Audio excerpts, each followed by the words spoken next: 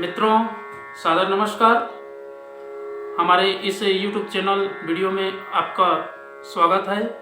मैं हूं आपका इष्ट मित्र दोस्त मिस्टर शांतिलाल डंसेना, बड़े डूमरपाली, रावड़सन, खरसिया, जिला रायगढ़, छत्तीसगढ़, भारत से हूं। मित्रों, आप लोग हमारे इस YouTube चैनल वीडियो को और फेसबुक वीडियो को देखते हैं तो आपको मैं हृदय से धन्यवाद देता हूं। अगर आप हमारे इस YouTube चैनल वीडियो को पहली बार देख रहे हैं तो इसको सब्सक्राइब जरूर कर दें। बेल आइकन का जो घंटी है उसको भी क्लिक कर दें और ऑल ऑप्शन का चयन करना होगा। फेसबुक वीडियो को और YouTube चैनल के हमारे वीडियो को देखते हैं तो शुरू से अंत तक जरूर देखें, सुने समझे, अनुभव भी करें। मन का है उचित लगे, अच्छा लगे तो आप हमें एक लाइक जरूर दें और इष्ट मित्रों के पास शेयर भी करें। अगर कोई विशेष संशोधन की आवश्यकता है तो आप हमें कमेंट बॉक्स पर सूचित करें और आगे के लिए मार्गदर्शन दें। आपका दिया हुआ मार्गदर्शन हमारे वास्तविक जीवन, श्रेष्ठ जीवन का आधार है और आपके द्वारा जो मार्गदर्शन हमें प्राप्त होती है उससे समय का भी सदुपयोग होता है और जितने भी त्रुटियां होती है उसका वैकल्पिक रूप सामने आता है। मित्रों, सौंदर्य और शक्ति हमारे अंदर में छिपा हुआ है।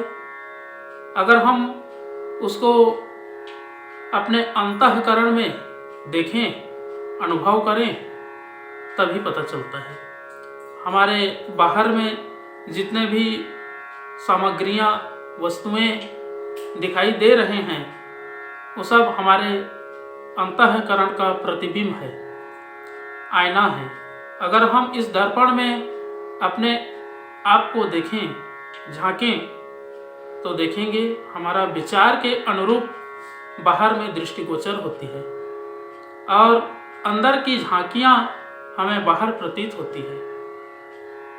मनुष्य जिस तरह से अपने छाया को नहीं छोड़ सकता, उसी तरह से सौंदर्य, शक्ति को छोड़ नहीं सकता। अपने अंदर इतनी अद्भुत सौंदर्यता का वास है और तरह तरह के शक्ति का स्रोत अपने अंदर भरा है।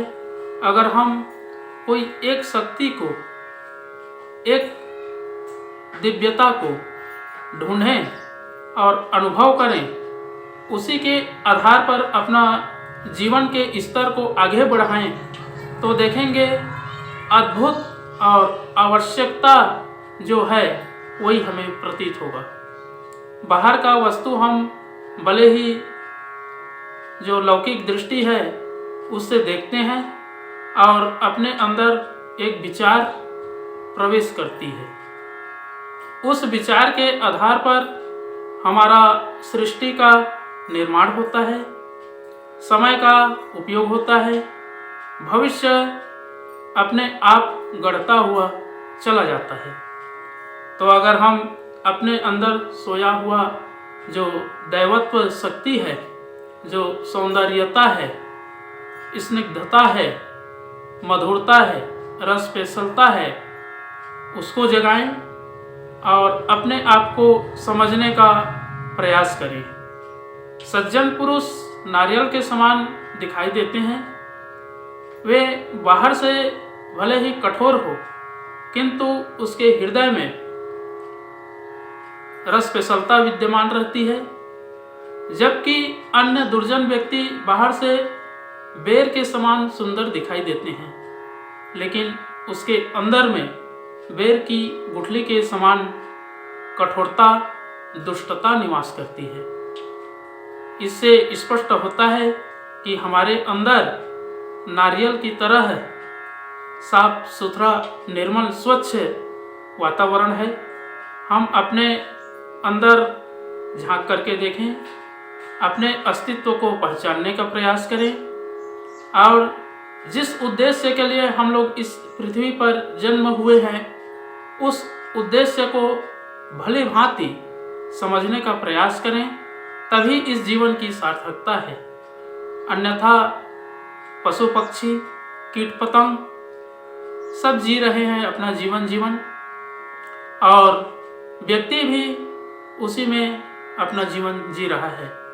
लेकिन व्यक्ति के ऊपर एक विशेष शक्ति का, सत्य का आवरण है, विवेक है, बुद्धि है, गलत और सही का निर्णय करने की दिव्य क्षमता है और व्यक्ति अपना स्वयं का आकलन करके, अनुसंधान करके जीवन को चाहे तो आगे बढ़ा सकता है और नहीं तो निकृष्ट दिशा की ओर नीचे गिरा सकता है। सब अपने ऊपर है मित्रों। हम जैसा सोचते हैं और बोलते हैं और वैसा क्रिया कर्म करते हैं तो वैसा ही बन जाते हैं। इसलिए हम अपने अंदर में सात्विक भाव, श्रेष्ठ गुण कर्म स्वभाव को परिमार्जन करें और उसी का बीज का आरोपण करें, जिससे हमें बाहर भी सुंदरता, स्पष्टता और सौंदर्यता का बोध हो। मित्रों, हमारे मन मस्तिष्क स्वतंत्र है, शून्य है। अगर इसमें हम अच्छे खाद पानी डालते हैं, खाद पानी कहने से मित्रों विचार है, भावना है। अगर हम ईश्वर तत्व को समझने का प्रयास करते हैं और अपने आप को उसके अनुकूल बनाने का अथक प्रयास करते हैं तो जीवन सौंदर्य बनती है, सुसज्जित बनती है, व्यवस्थित बनती है, अनुशासित बनती है। अगर हम अपने जीवन रूपी समय का बहुमूल्य जो समय है ईश्वर ने दिया है उसका सही उपयोग करते हैं तो जीवन जो है अंधकार से प्रकाश की ओर जाती है, असत्य से सत्य की ओर गमन करती है और मृत्यु से अमृत की ओर आगे बढ़ती है। तो मित्रों, अपने अंदर जो सोया हुआ देवत्व शक्ति है उसको जगाने का प्रयास व्यक्ति को हमेशा करते रहना है, तभी इस मनुष्य जीवन की सार्थकता है। अन्यथा पशु पक्षी की तरह है, कीट पतंग की तरह है, जीवन चलता रहेगा और मनुष्य जन्म लेने पर एक कलंक सा छाया बना रहेगा। तो इसको सार्थक करने के लिए और अपने अंदर की जो सौंदर्यता है, दिव्यता है, जो आत्म भाव की संतुष्टि है और चेतना शक्ति है, शक्ति का स्रोत है, उसको जगाने के लिए और उसे प्राप्त करने के लिए एक आधार है गायत्री महामंत्र। अगर हम गायत्री महामंत्र का उच्चारण कर लेते हैं तो हमारे शरीर में एक अद्भुत वाइब्रेशन होती है, कंपन होता है, जिसके आधार पर कलमश कसाय दूर हो जाते हैं और जीवन व्यवस्थित, सुरक्षित होकर के देव मानव की ओर आगे बढ़ता है। तो आइए मित्रों, एक बार गायत्री महामंत्र और एक बार संपूर्ण के साथ में महामृत्युंजय मंत्र का उच्चारण मेरे साथ साथ में करेंगे।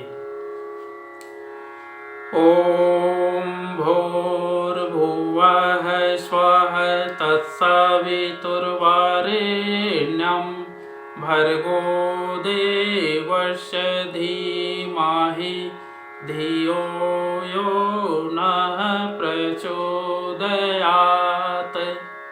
उस प्राण स्वरूप, दुखनाशक, सुख स्वरूप, श्रेष्ठ, तेजस्वी, पापनाशक देव स्वरूप परमात्मा को हम अपनी अंतःकरण में धारण करें। वह परमात्मा हमारी बुद्धि को सत्य मार्ग की ओर प्रेरित करे। ओम हौम जूम सह ओम भूर्भुवः स्वः ओम त्र्यंबकं यजामहे सुगंधिं पुष्टिवर्धनम् उर्वारुकमिव बन्धनान् मृत्योर्मुक्षीयमामृतात्। ओम स्वः भुवः भुः ओम सः जूम हौम ओम। मृत्युंजय महादेव त्राहि मां शरणागतं जन्म मृत्यु जरा व्याधि पीड़ितं कर्म बंधनय। ओम असंभवं संभव कर्तुमुद्यतं प्रचंड झंझावृतिरोध सक्षमं युगस्य निर्माण कृते समुद्यतं परम महाकालमं नमाम्यहम्। ओम अस्तो मा सद्गमय तमसो मा ज्योतिर्गमय मृत्योर्मामृतं गमय। परम पूज्य गुरुदेव वेद मूर्ति तपोनिष्ठ युग दृष्टा युग प्रवर्तक युग ऋषि पंडित श्री राम शर्मा आचार्य जी, परम वंदनीय माता जी भगवती देवी शर्मा जी और आद्य माँ गायत्री माता, धरती माता, भारत माता, प्रकृति, पर्यावरण, सूर्यदेव, महाकाल भगवान, सरस्वती माँ, लक्ष्मी माता, सभी ग्रह नक्षत्र, अखिल विश्व ब्रह्मांड के सभी देवी देवताओं के सूक्ष्म संरक्षण में जितने भी हमारे YouTube चैनल के माध्यम से या Facebook के माध्यम से वीडियो देख रहे हैं, सुन रहे हैं, ऐसे आत्मीय, आदरणीय, परम हितैषी, प्रिय देवतुल्य भाइयों, देवी स्वरूपा माताओं बहनों, आप लोगों को मेरा सादर प्रणाम। ऋषि चिंतन के सानिध्य में से आज का जो एक बहुत ही अनमोल महत्वपूर्ण सुविचार है आपके पास लेकर के प्रस्तुत कर रहा हूँ। आज का सुविचार है मित्रों, सौंदर्य और शक्ति का स्रोत अंतस में। बहुत ही अनमोल सुविचार है। सौंदर्य और शक्ति का भंडार भीतर भरा है। बाहरी साधनों से तो मात्र उसकी सुव्यवस्था और सुसज्जा ही संभव हो सकती है। जीवन कोई बाहर से नहीं दे सकता, वह तो आंतरिक क्षमता पर ही निर्भर रहता है। और जब वह जीवन शक्ति खोखली हो जाती है और चूक जाती है तो कोई बाह्योपचार जीर्णता एवं मृत्यु को रोके रहने में सफल नहीं हो सकता है। अध्यापक पढ़ा सकता है पर मानसिक स्तर नहीं दे सकता। मित्रों, बीज की उत्पादन शक्ति मौलिक है। किसान उसे उगाने बढ़ाने में अपने श्रम एवं कौशल का सफल उपयोग कर सकता है, पर गेहूं के दाने से कपास उगा सकना उसके लिए कब संभव होता है। वर्षा के बादल कठोर चट्टानों को ना तो गीला कर पाते हैं और ना उन पर हरियाली उगा सकने में समर्थ होते हैं। मित्रों, सौंदर्य और शक्ति संपदा के अजस्त्र भंडार अपने ही भीतर भरे हैं। उन्हें पहचाना, ढूंढा और समेटा जा सकेगा तो कोई भी व्यक्ति अपनी दरिद्रता और कुरूपता से पीछा छुड़ा सकता है। बाहरी साधनों और व्यक्तियों की अनुकूलता के लिए जितना प्रयास किया जाता है उससे कहीं कम में मनुष्य असीम विभूतियों का अधिपति बन सकता है यदि वह अंतर में खोजे और उसे परिष्कृत करने की तत्परता बरते। बहुत बहुत धन्यवाद मित्रों। अगले बार नए विचार लेकर के नए वीडियो के साथ में आपके पास फिर प्रस्तुत होंगे। सादर नमस्कार।